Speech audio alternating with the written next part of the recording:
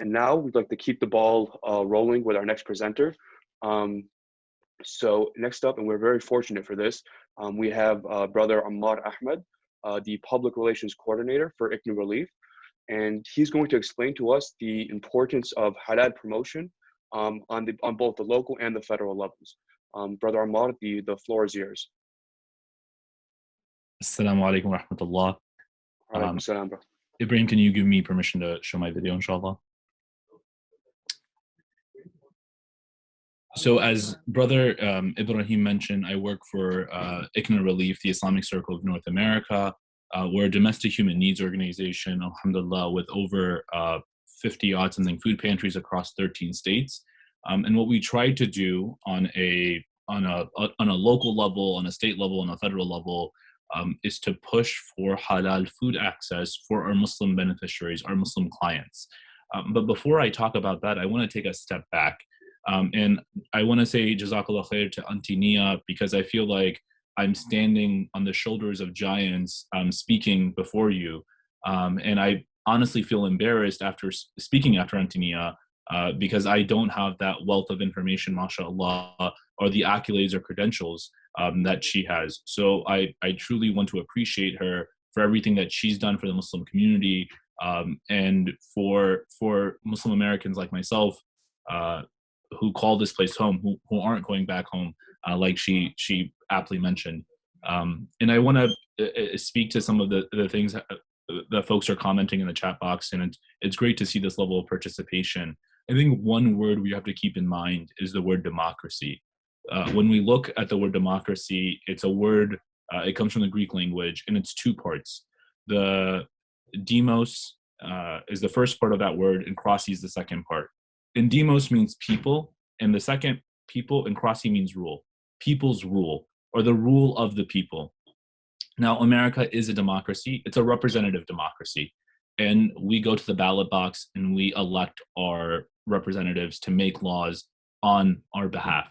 And sometimes our community feels like our voice isn't heard. And we're not the only community that feels our voice isn't heard. When we look at the built world around us, I want to talk about sidewalks for a moment. When we look at a sidewalk, for all my civil engineers on the call, all the architects, so a sidewalk isn't flat. It isn't a straight line. A sidewalk has something called a curb cut, right? Where it's easy to roll a stroller onto. It provides a higher level of accessibility. When we go to a grocery store, we see disabled parking, specific spots designated where you need to have a plaque or a sticker to park there. We see that public spaces, parks, libraries, schools, masajid need to have a ramp there to be handicap accessible. Those things that I just mentioned they didn't happen overnight. Disabled activists, community activists got together and pushed legislation. The legislation that I talked about, the changes I talked about of parking spots and of ramps culminated in 1990, so not too long ago, with the American Disability Act, the ADA, right? And businesses are required to be ADA compliant.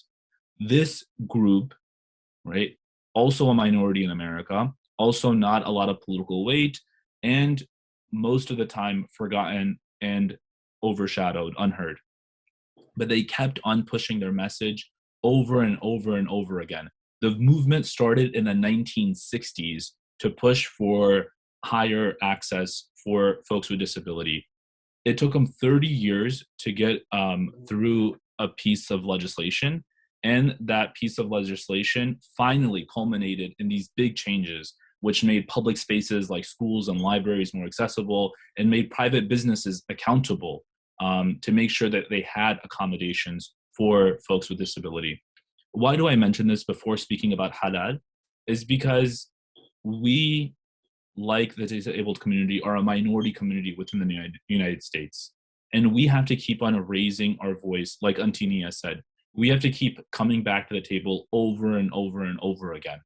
But the first step in this representative democracy is that we need just to open our mouth and ask.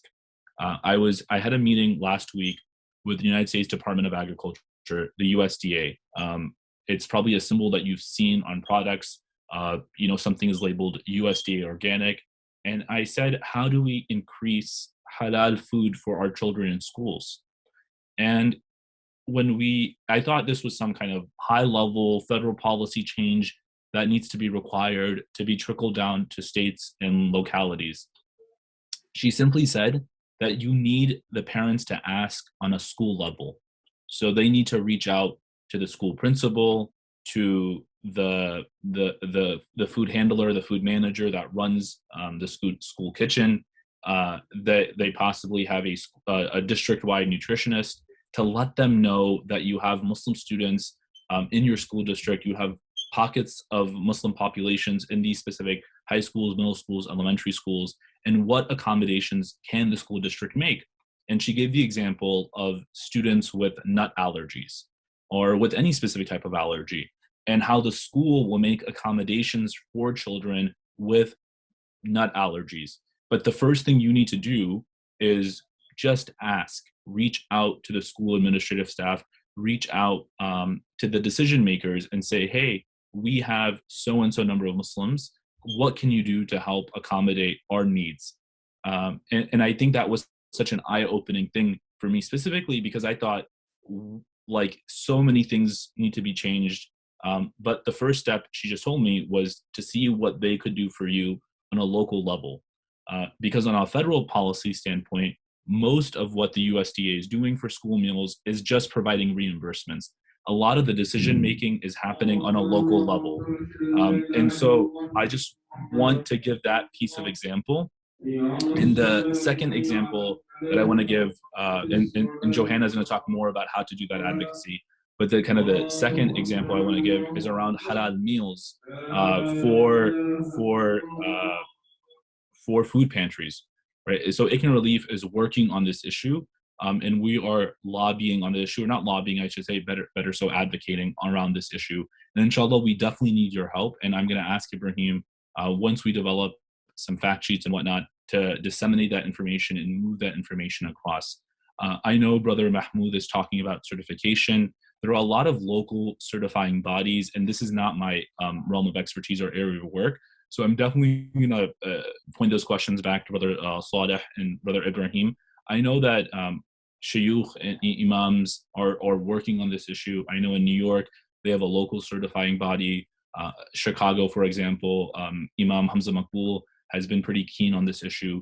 So we also need to, inshallah, encourage our imams, encourage ourselves, become more well-versed in what is halal, what is haram, what is proper food handling, so we can help these schools, right? We can provide the resources to let them know what this looks like. So the first step is having that conversation, what halal accommodations can be made. And the second step is, what can we do to help the school make those halal accommodations, inshallah. Jazakallah khair. I really appreciate so many people attending this webinar, and inshallah, we can bring about some really positive changes just by asking and getting the conversation started. And inshallah, we will be putting out more and more information around this issue. Assalamu alaikum wa rahmatullah.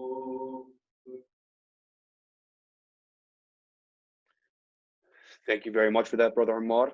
Thank you for the in-depth presentation. I really love the way you frame your perspective, and appreciate I appreciate the emphasis on why we need to raise our voices as a community, not just on the individual level, but we all need to do it as a collective. We all know that we're not going to be given something if we don't ask for it. That's just not the way it works. And if we begin amplifying our voices, our chances of having halal become accessible will only begin to increase. It starts with us.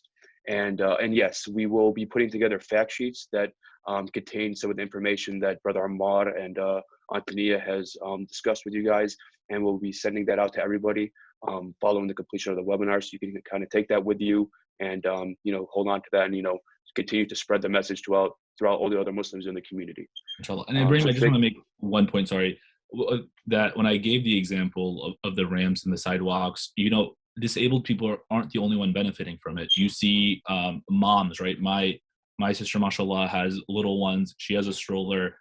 So it definitely makes it easier to navigate the neighborhood. It makes it easier to navigate grocery stores because of these compliances. So we've seen, inshallah, and we'll see this with halal as well, as folks have access to halal meat, that the Muslim community won't be the only community benefiting, but it's the way that we provide perspectives and frames when we are discussing these issues, inshallah, that we should also keep in mind.